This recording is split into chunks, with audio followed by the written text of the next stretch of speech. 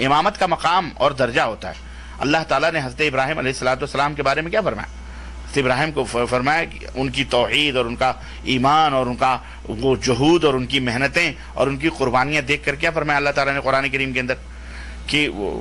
فرمایا کہ وہ امامہ، اللہ تعالیٰ نے سورہ بقرہ میں ہے نا کہ ہم نے آپ کو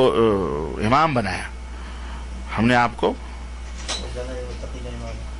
نہیں وہ تو دعا ہے، وَجَعَلْنَا لِلْمُتَّقِينَ اماما، دوسری جگہ اللہ رب العزت فرمایا کہ ہم نے آپ کو امام بنایا، تو انہوں نے دعا کی کہ اللہ وَمِن ذُرِّيَّتِي قَالَ لَا يَنَالُ عَهْدِ الظَّالِمِينَ،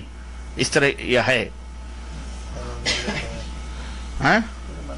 بہرحال اس کا معنی یہی ہے کہ اللہ تعالیٰ نے فرمایا ہم نے آپ کو امام بنایا۔ امامت ایک بہت بڑا مقام ہے، ایک درجہ ہے، آپ اسے معمولی نہ سمجھیں کہ ہمارے یہاں کے لوگ اماموں کے ساتھ جو سلوک کرتے ہیں اللہ تعالیٰ ان سے نپٹے گا، چند پیسے دے کر بیچاروں کے ساتھ اماموں کے ساتھ جو بے عزتی کرواتے ہیں، اماموں کو جھاڑو مارنے والا، اماموں کو حمام صاف کرانے والا، امام 2 منٹ دیر ہو گیا تو وہ متولی جو ہفتے میں ایک دفعہ نماز پڑھتا ہے وہ آ کے آنکھیں دکھاتا ہے، کہاں رہ جاتے ہو؟ وہ امام انی جاعلک للناس اماما،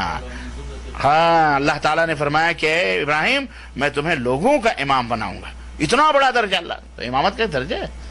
تو اس طرح مسجد کا امام بھی اس کا ایک درجہ ہے، بہرحال کہ لوگوں کا نماز کا ضامن ہوتا ہے، اس کی عزت کرنا چاہیے۔ تو